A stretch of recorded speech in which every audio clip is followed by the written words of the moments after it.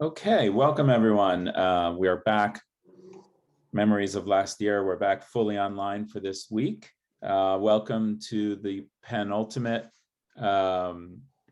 material text of the semester. We've had a great series of talks, and we'll conclude next week when we'll be back in person on the 6th floor, and also, as always, on Zoom. Next week, we'll have Ellen Gruber-Garvey talking about Back Number Bud, the pioneering dealer in old newspapers in late 19th century New York.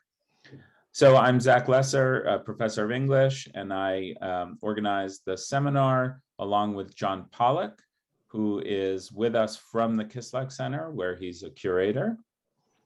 He's in the room we normally are right now. And Jerry Singerman, who is in Germany and I think not able to join us today. He's Humanities Editor Emeritus at the Penn Press, and Eileen Malcolm, who's the Bristol-Schoenberg Fellow in the History of Material Texts and helps us to keep the seminar running smoothly.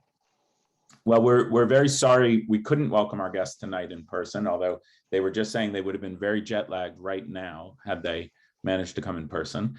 But unfortunately, COVID travel restrictions prevented their US tour, which we're hoping they can resume at some future date.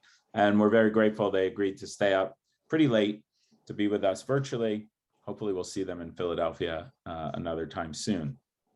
Let me introduce them briefly and then we'll turn it over to them. Andrew Pettegree is the Bishop Wardlaw Professor of History at St. Andrews University.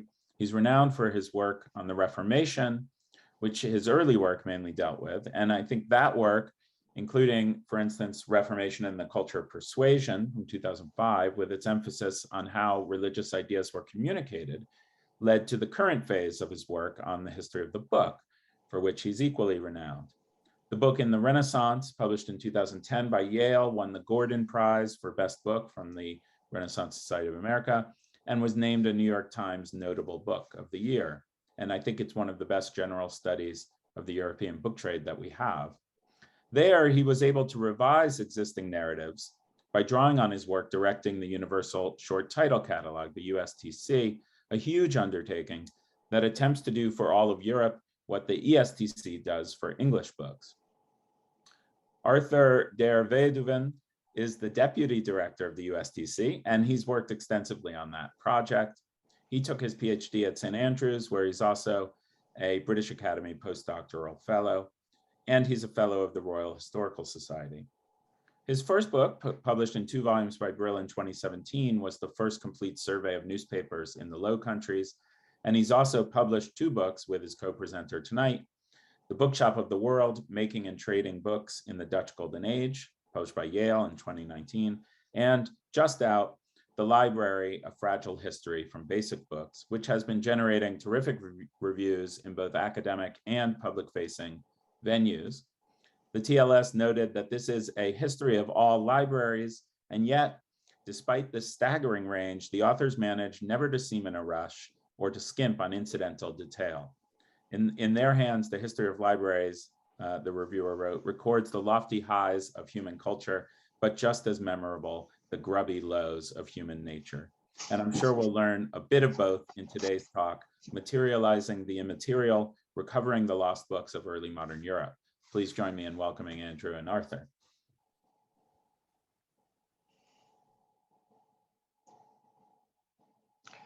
Well, thank you very much, Zach, and thanks very much for this invitation. We're so sorry not to be in Philadelphia today.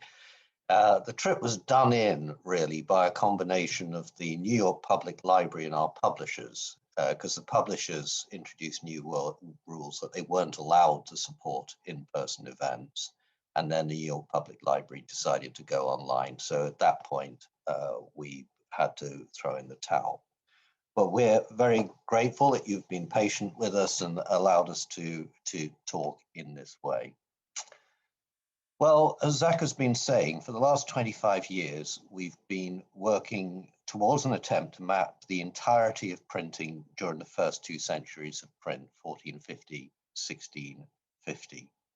And so far, we've recorded something like 826 1,000 items represented in 4 million surviving copies in some 9,500 libraries, archives, and museums, as well as a few private collections. Now, we're fully aware that we are a long way from reaching our goal of documenting every item of print. Indeed, this is an impossible goal, since so much of what is printed has disappeared altogether, and that's the subject of our paper today. Of the 826,000 items we record in the USDC, around a quarter are presently documented in only one surviving copy. With each new tranche of data, we find some second copies for some of those unique items, but then this is roughly balanced by a fresh injection of new discoveries. So the proportion of unique items remains about the same. Now, the importance of lost books has long been recognized by book historians. Bibliographies concerned with a single printer, the works of a single author, or a particular place of publication regularly record contemporary references to works that cannot now be located. Sometimes it can be demonstrated that some of these are ghosts, that is, books that never existed at all, and the record represents a misunderstanding, a misdating, or a mistranscription. There's still a good argument for retaining these records and marking them as ghosts, not least because if you exclude them, then someone rediscovers them again and thinks they've found an unknown book. So we're going to record ghosts in the USDC, but indicate them as such, and in due course allow them to be eliminated from search. But the number of genuine lost books is also very large, just as is clear just by looking at survivors. Paul Needham was one of the first to call attention to this, examining the genre of chivalric romances. Of the 6 15th century editions currently known of the popular text Paris et Vienne, one is recorded in 2 copies.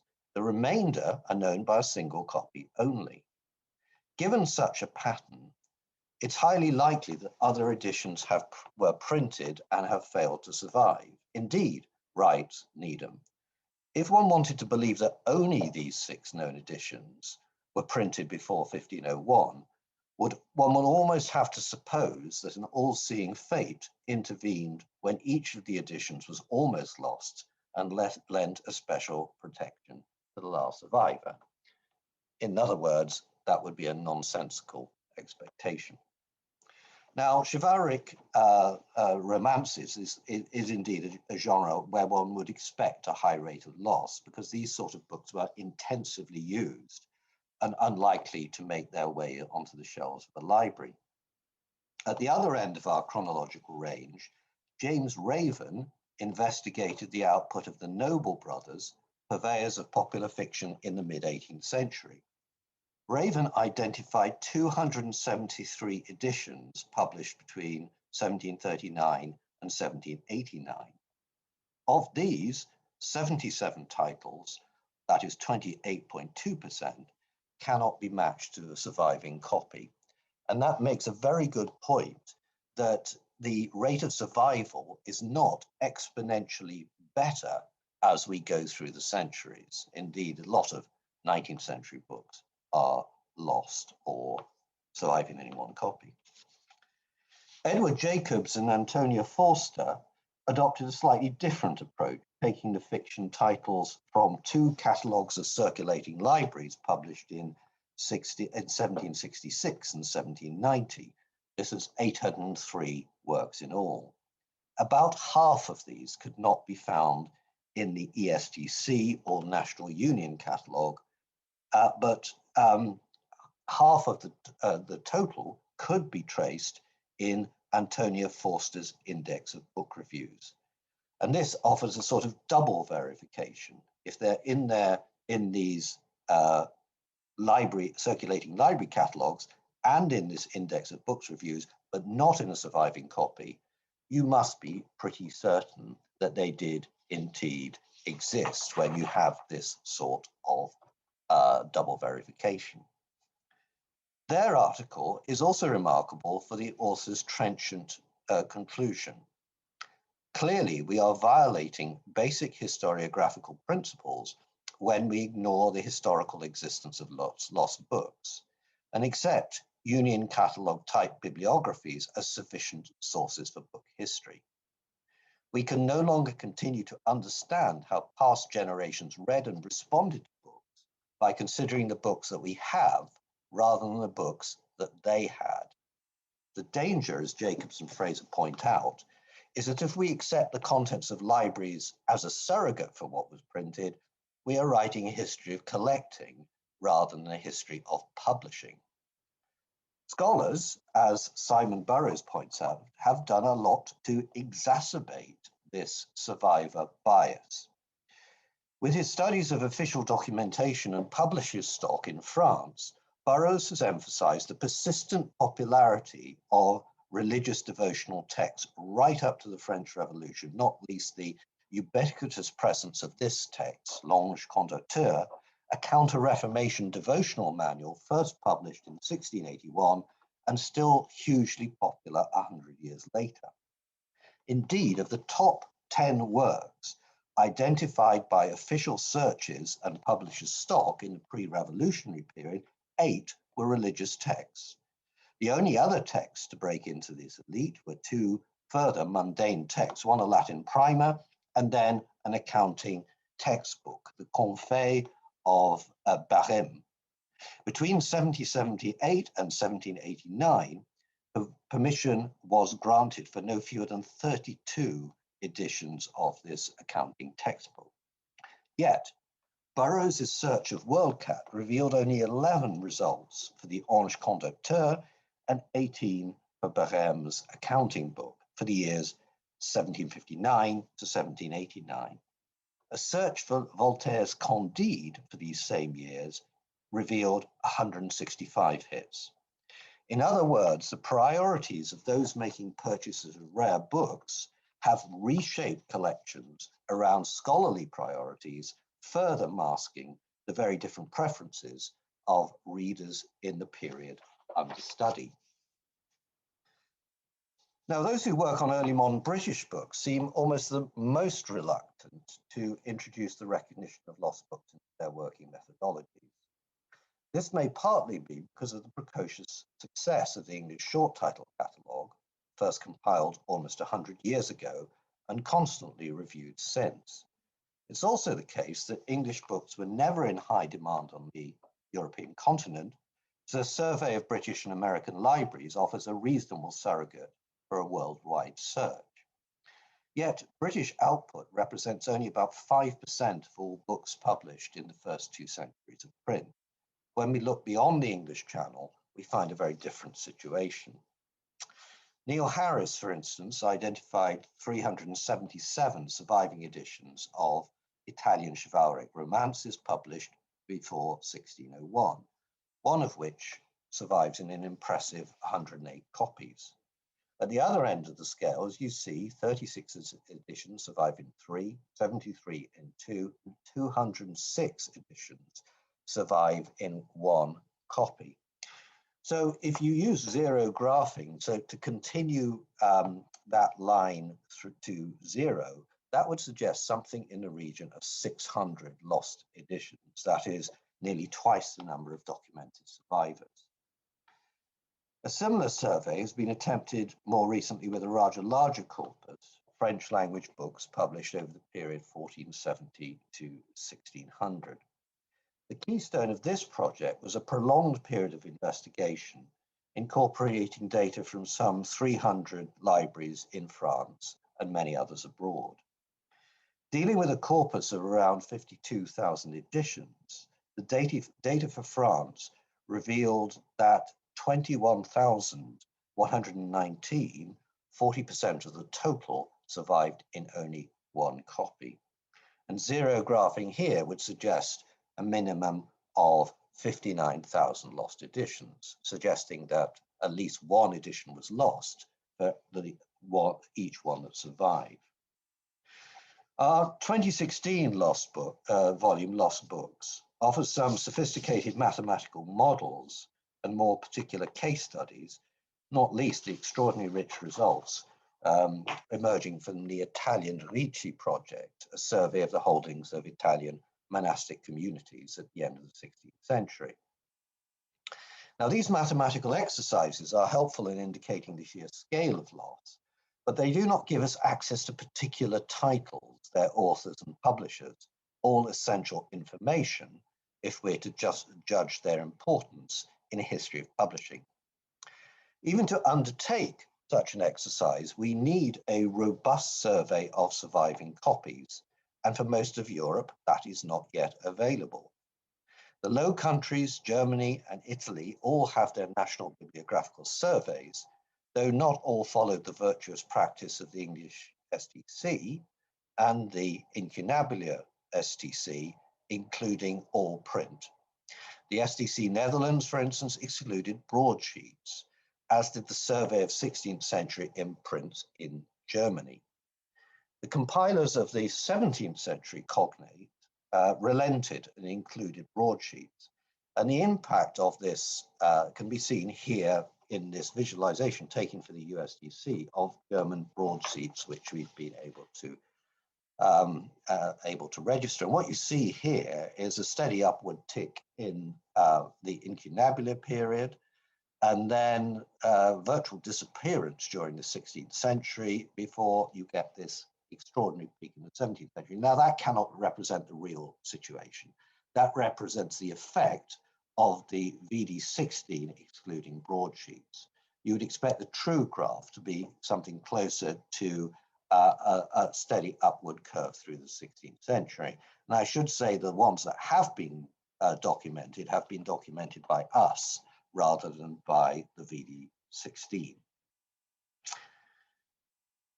More damaging still is the fact that the STCN, the Dutch National Bibliography, the German National Bibliography, and Edith Sedici, the Italian, all limit their searches pretty much to libraries in their own national domains. This means that they're not only missing additional copies that made their way abroad, but editions found only in foreign languages, in foreign libraries. For 16th century France, this diaspora added a further 25 to 30% of books found in no French library, and many thousands of extra copies. There's no reason to believe that the proportion would be any lower for the Low Countries, Germany and Italy, all of which were important centers of Latin publishing. Now, I have a couple of slides here which show our work on the 17th century and the impact when we look outside the Netherlands. Now, the STCN has now added a number of books from the British Library, which has been very helpful to them, and also from Cambridge. So there's a little bit of work gone on outside. But you see, if you do a full worldwide search, as we've attempted to do, you increase the number of books, of copies known. And as you can see, sometimes all the copies known, including the one in the SDCN, are currently outside the Netherlands. So the central principle of national bibliography, that it should be a collective catalogue of their own libraries, is in this respect bibliographically deeply flawed. We've also tried to incorporate some data from private libraries, as we see in this next slide. And here you see that a lot of books where the SDCN has only one copy, we can build it substantially with the help of private collections. So in order to, particularly when we were writing our book, The Bookshop of the World on the 17th century Dutch publishing industry, we could not be content using the SDC Netherlands as a working tool for a study of the publishing industry. We needed to get a better sense of the complete output, and that's what we're going to share with you now. And I'll turn over to Arthur and he can explain to you how we went about this. And then I'll come back briefly at the end to show you some of our pie charts. Excellent. Well, thanks very much, Andrew, and thanks everyone for coming. A real pleasure to speak to you all here tonight. I should say I'm just going to run you through some of the results of us reconstructing lost books for the 17th century Dutch Republic. Like Andrew says, much of which was undertaken in preparation for the Bookshop of the World.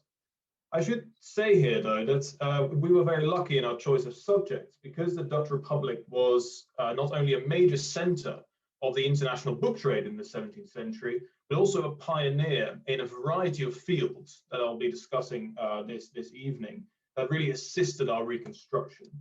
Now, the first one of these is the importance of book auctions and printed auction catalogues.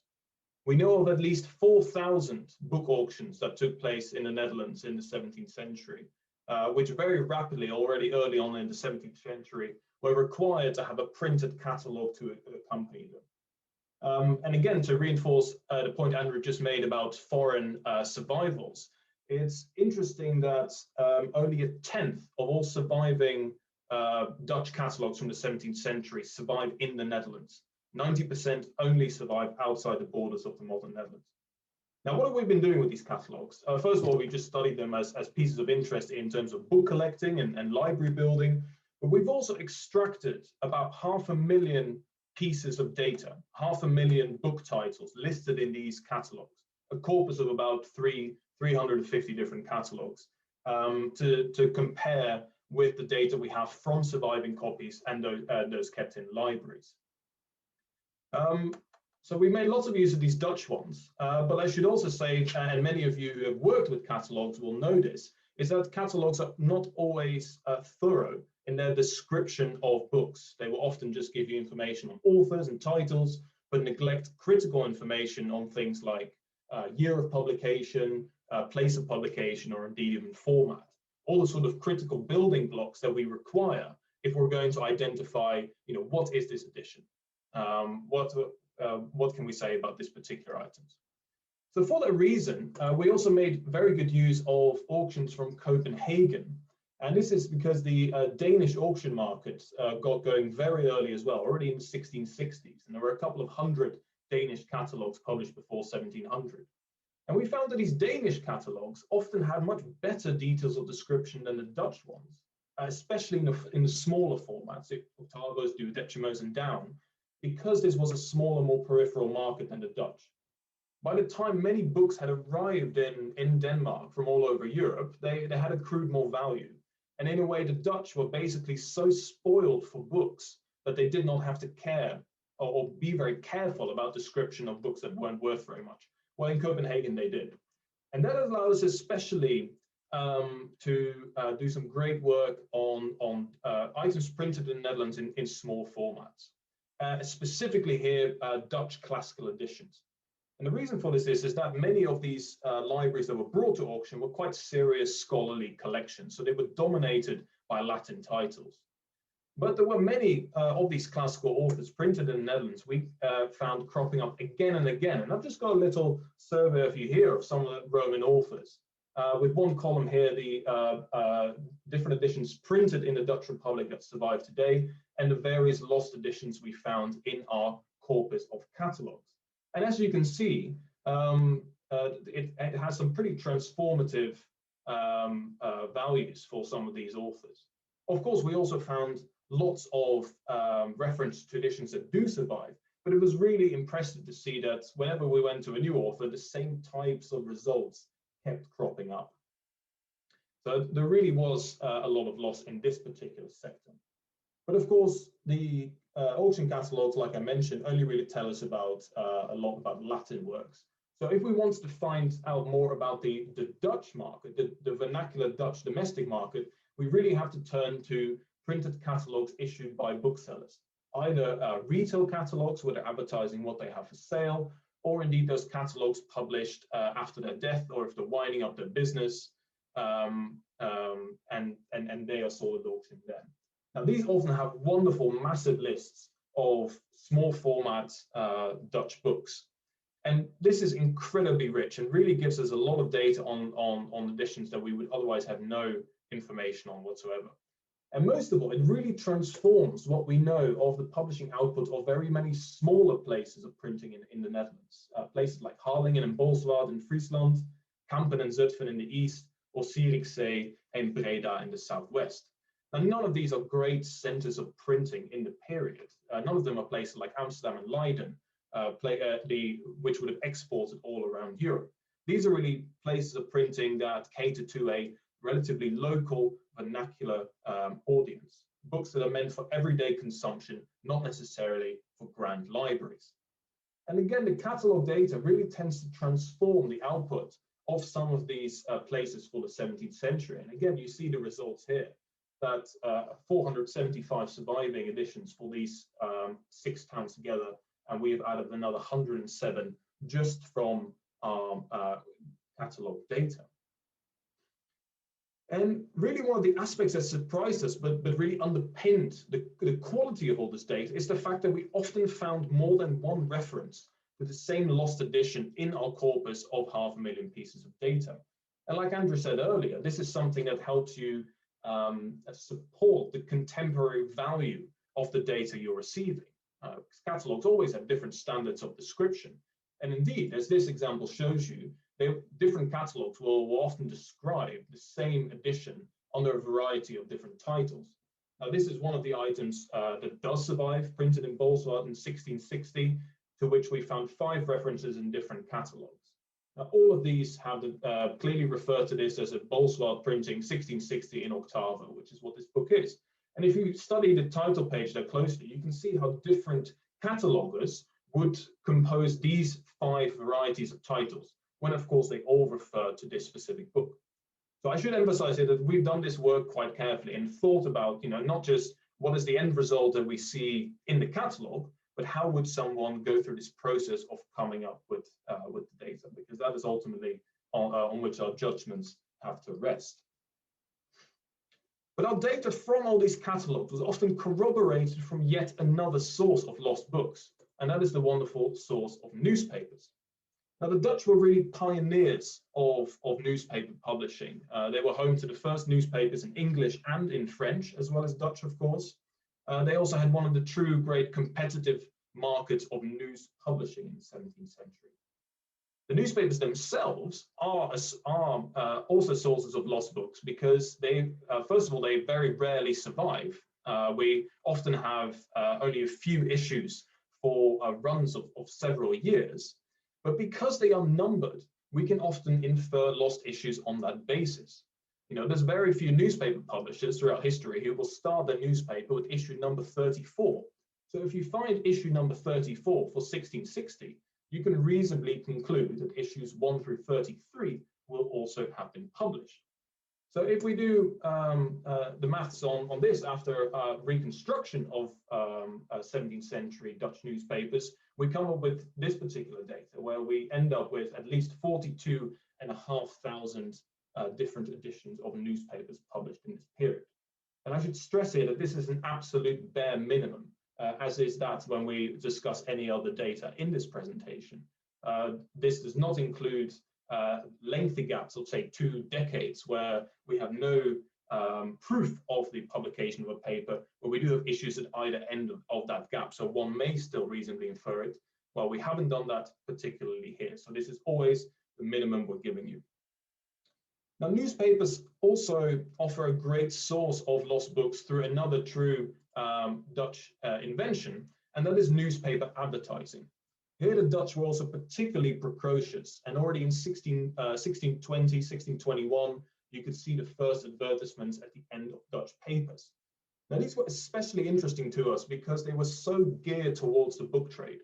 For much of the century, these advertisements were really a service to the Dutch book trade, where publishers and printers would advertise both to newspaper readers what they were new forthcoming titles, but also to communicate with their colleagues in the trade and to say, hey, this is what I'm coming out with this month. So watch out for that. Now, we've been together through, for these 2 publications you see here, through the entire corpus of Dutch newspaper advertising up to 1672. The volume on the right there offers an English translation of all the 6,000 advertisements that survive in Dutch papers. And we've been through all these adverts looking, of course, for lost books. And they really reveal a rich quantity of items. but quite different in many cases from the auction catalogue data, because here the books are overwhelmingly published in the Dutch language, as you can see from this particular table here. Now, the kinds of books that made it into newspaper advertisements were really the books that sort of were in the middle of the market. They were often practical books, they were devotional books. They tended to be in formats like octavo and duodecimo. They weren't necessarily incredibly cheap. For example, there's very few advertisements for almanacs because everyone was publishing almanacs. So the market for newspaper advertisements was really often driven by new texts, by publications of sermons of local ministers, for example, that a particular bookseller in one of these small centers of publishing would want to advertise. So these advertisements and these the lost books we gained from this really bring us to the heart of the profitability of the domestic market in the Dutch Republic. And they even reveal to us lost presses. And this is one wonderful example we came across in the newspaper advertisements of a press on the island of Texel to the north of the Netherlands, on which there was previously no known press, but this advertisement and one other by this same printer and bookseller, Lodewijk Vermeulen, do attest to the presence of this Texel press. And the wonderful thing is, and this goes back to Andrew's earlier point about private collecting, is that when we publicized the findings about Texel, there was indeed one Dutch private collector who came forward and said, oh, you know, I have one of these Texel books, which wasn't recorded in any other particular bibliography. So it's also by drawing attention to loss that we can actually fix loss. And I think that's a really important aspect of this story. But again and again, we find evidence through catalogues and through these advertisements that exposes to what extent our current library holdings offer an inadequate perspective on critical parts of the 17th century publishing trade. And to give you just one more example in this vein, take the works of the German pastor Johann Habermann, very popular in the Holy Roman Empire, but not as well known in the Netherlands. But as I will show you, still incredibly popular because so many of his editions have not survived. These are three that have, including this rather wonderful heart-shaped one here in the middle. But when we looked in our catalogues, we looked in our advertisements, we truly transformed the output of Habermann in the 17th century. There's only 11 surviving editions we know of, but at least 47 that we identified in catalogues and 8 in newspaper advertisements. So we're here taking a German pastor who you might come across studying the book trade in the 17th century Dutch Republic, but with this data, you would get an entirely new view on his influence and circulation in the country. And really, a part of the problem of all this is that so much of this work, of these devotional and rather more practical books, is that they've never been all that glamorous to historians of literature or the book. They tended to be relatively cheap, and often we're dealing here, of course, with reprints, with new editions of texts that are already well known. So to scholars of text, they've often neglected those for that particular reason. And indeed, in the Netherlands too, we're thinking about the Dutch Golden Age. I think scholars in general have been rather beguiled by the beauty of Dutch art, but neglected the more crucial ways in which print infiltrated all aspects of Dutch life. Print that generally does not survive. So take this magnificent still life, for example. And here, I know it's been Thanksgiving already, but we do have a turkey here on the still life from the 1620s. But there's also in this particular painting a piece of printing. I'll leave you a second to have a good look for it. But we can zoom in a little bit and you'll see it's right there. This is a title page of an Amsterdam almanac that's been rolled up and is now being used as a peppercone. Now, I can tell you that the use of print like this for peppercones was actually so common in the Netherlands. It was actually once used as an insult by the philosopher Pierre Bayle when he was commenting to a correspondent of his, and he was saying, "Oh, have you seen this new work? I'm trying to get hold of a copy, but I hear it's so bad that they've already been sold to the merchants who sell pepper, so they can use the pages to sell their pepper." So in this sense also, we should remember that contemporaries, that people we're talking about here, were much more used to the fact that so much of what was printed was not intended for survival than historians of the book today. And so this should give us all the more reason to do our best to reconstruct what was lost. Now, of course, we do not need to restrict ourselves only to published sources like catalogues and newspapers. Crucially, I think, we also need to head into the archives. And it's really in archives rather than libraries that we can find items like these on the left, bundles of printed tax forms issued by one rural Dutch municipality in the north of Holland, or indeed on the right, references to published ordinances that are no longer extant today, but that we can find trace of in municipal documentation.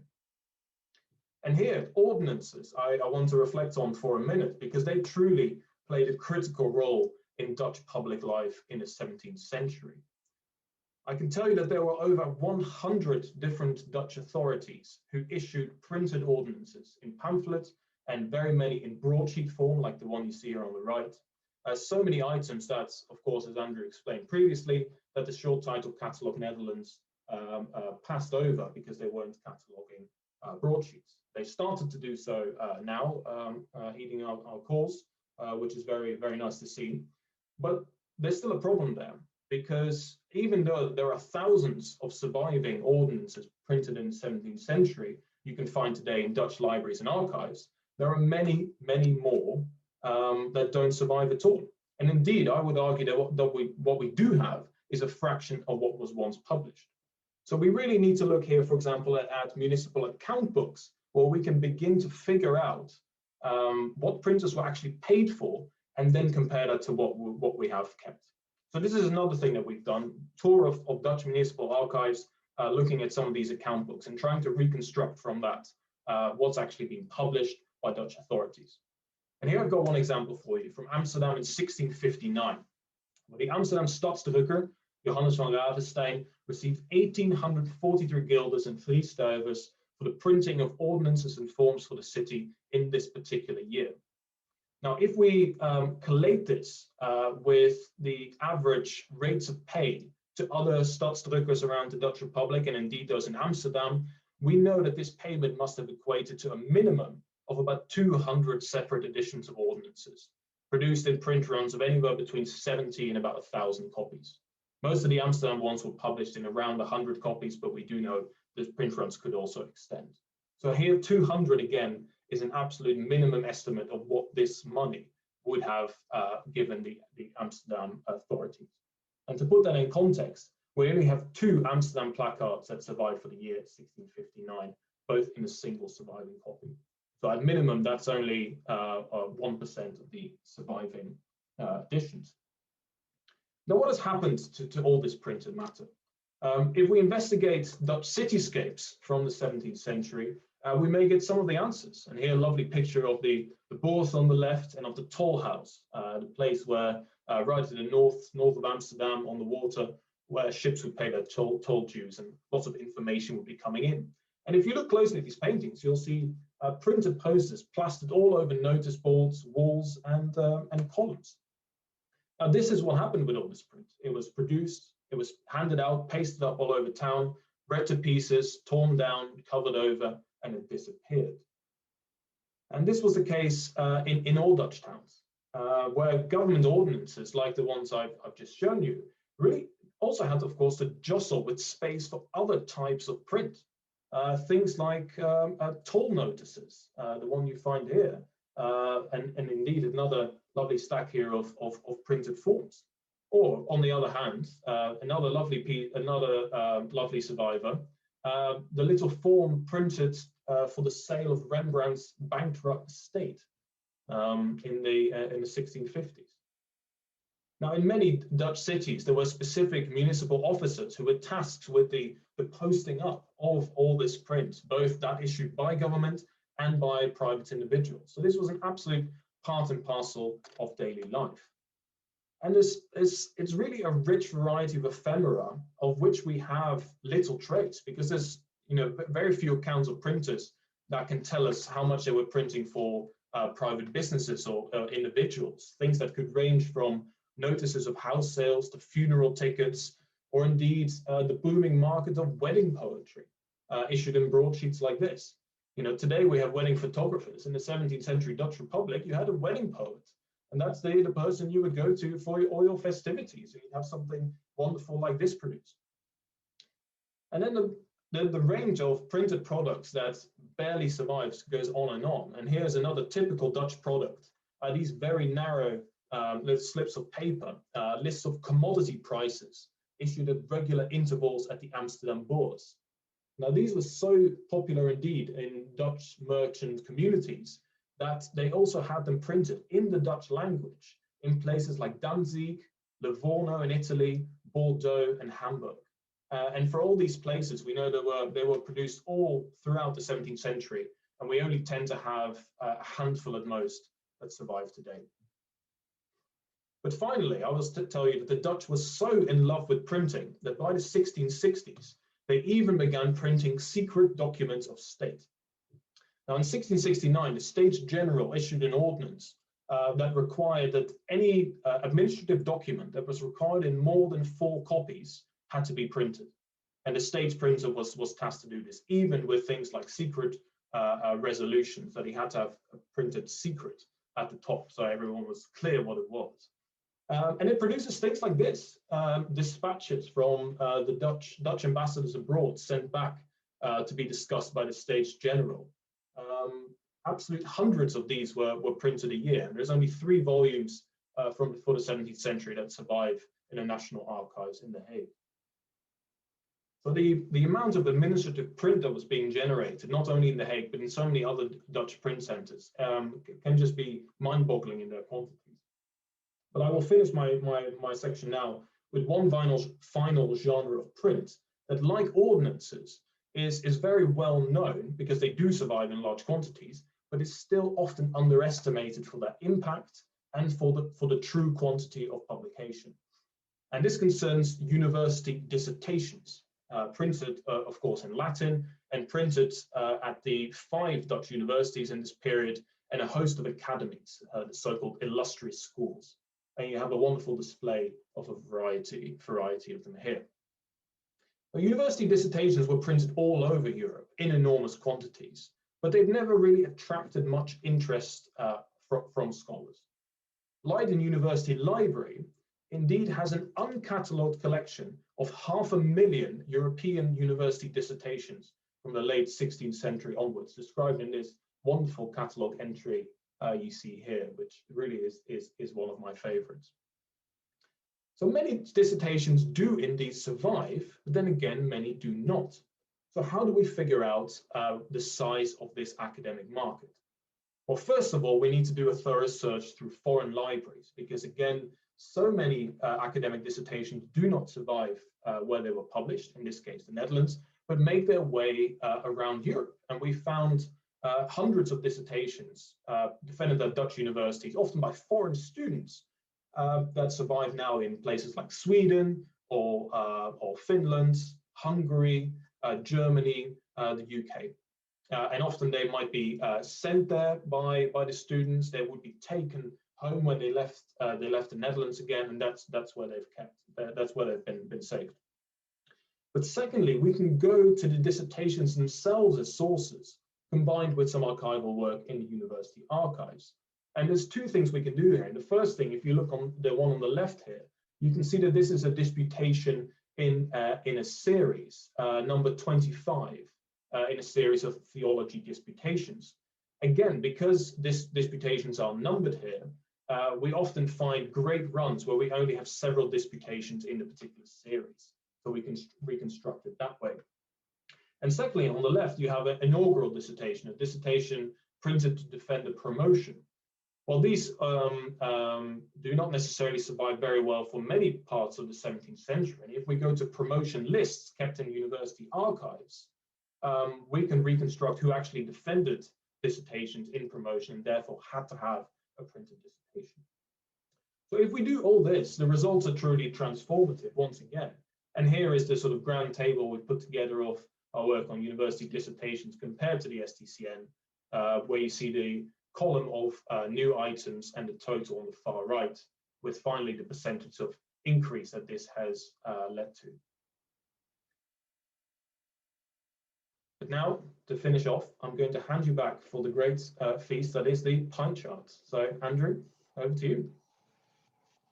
Right, well, just to tease you for a minute before I reveal our great pies, I will just say that a lot of this thematic work we've been doing has been fairly well corroborated by some new work we're doing on the second half of the 17th century, because we've decided to extend the USTC to 1700. That will about double the size of the resource.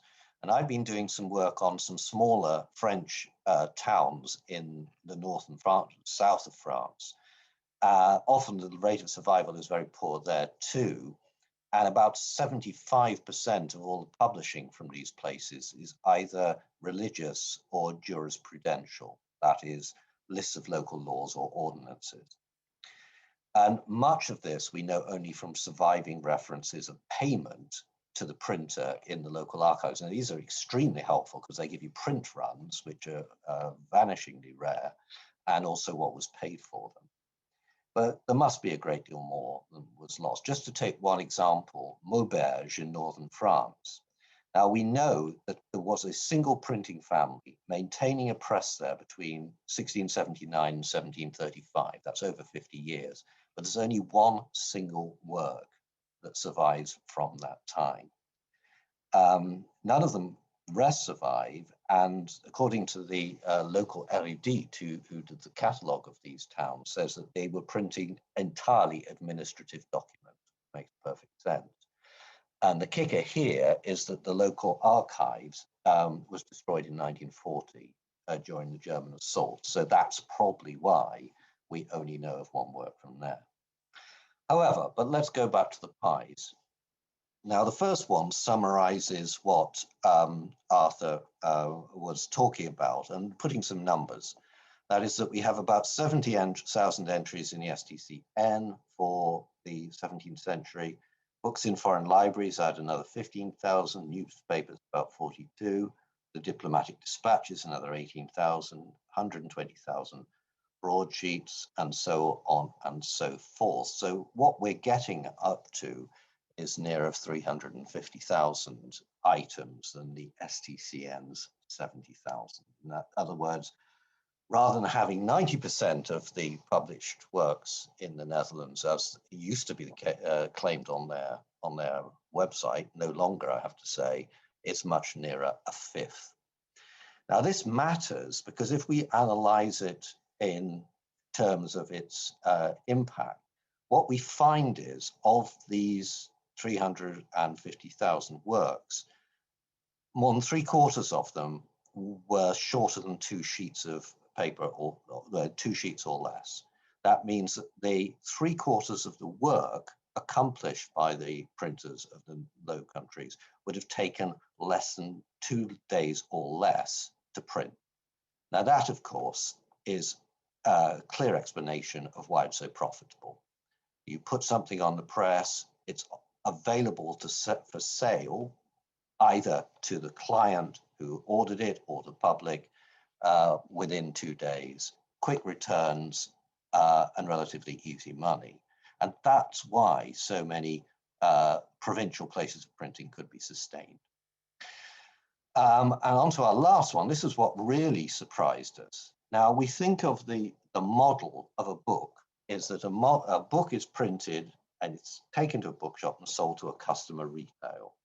And yet we find that that only accounts for less than 1/4 of the output of the Dutch presses in the 17th century.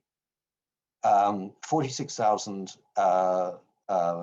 editions were on a subscription model, like newspapers, but over half, well over half of everything that was published was intended for free distribution after it had been supplied to its commissioner. That doesn't mean that the printer got no money. They got paid in the best possible way. The whole print run went to a single client, whether it was an unfortunate student with their dissertation, or the parents of the happy couple for the wedding poem, or indeed the local town council for all these ordinances.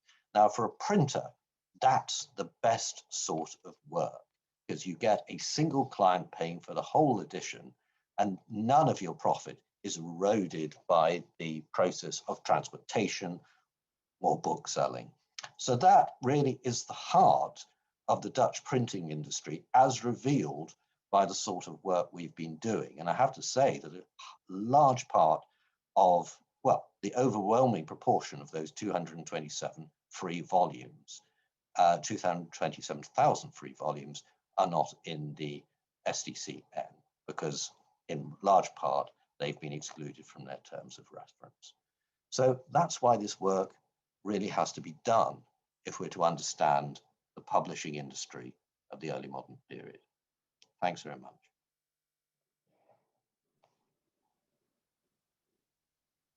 Let me thank you both again. you. I'm shocked to learn that you're expanding the USDC to 1700.